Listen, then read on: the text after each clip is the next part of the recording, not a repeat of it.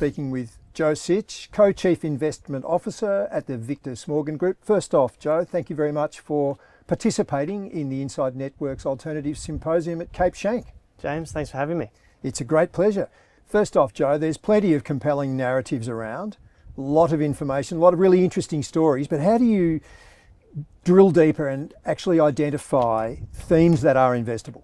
Absolutely, because there's a big difference between investable and what's a trend. So for starters, it takes us a couple of years to establish a thematic, and what we're looking for is something, a sector of the market which we think will grow at double the rate of GDP growth for at least 7 years.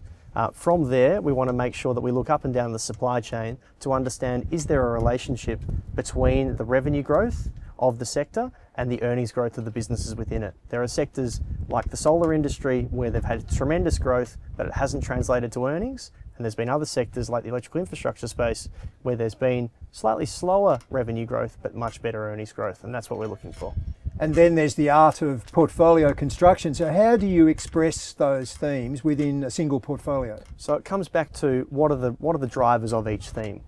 When you're constructing a portfolio of multiple thematics, you want to ensure that the catalysts for those themes don't overlay and interrelate with each other too much, because then your correlation and your volatility starts to pick up.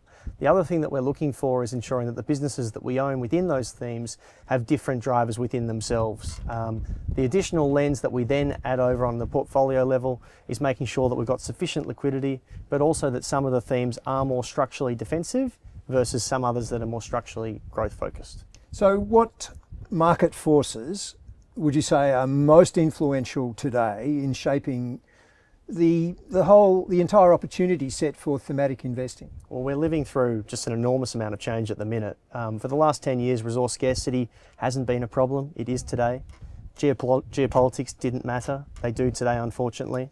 The Federal Reserve and other central banks around the world were able to refinance and term out their debts. They're struggling to do that today. And on the positive side, there's an enormous amount of compute which is enabling significant advancements in technologies and applications. What we think is, who we think are going to be the beneficiaries are those that have scarce hard assets that can leverage this growing compute into new applications.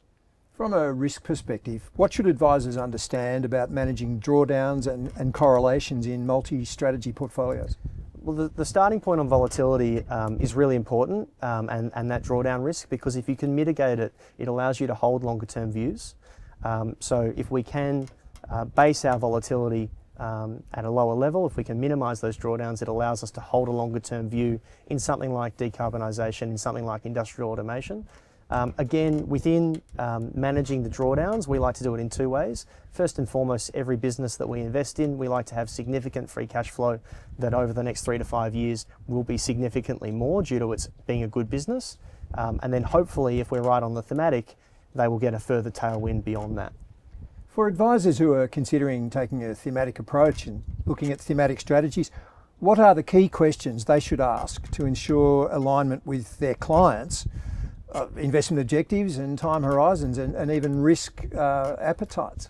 I think it goes back to how we think about it. You can ask us the same sort of question, which is why are we in the theme, and what are the 3 or 4 tangible reasons that can be backed up empirically by data? And then obviously benchmarking is really important. So if you're investing in an industrial automation thematic, did the manager do what they said they were going to do? Have they gone off and invested in a emerging markets consumer tech business, or are they doing industrial automation? And are they outperforming or performing in line with the expectation of that thematic? Joe Sitch from Victor Smorgon Group, always a pleasure. Thank you. Thanks, James.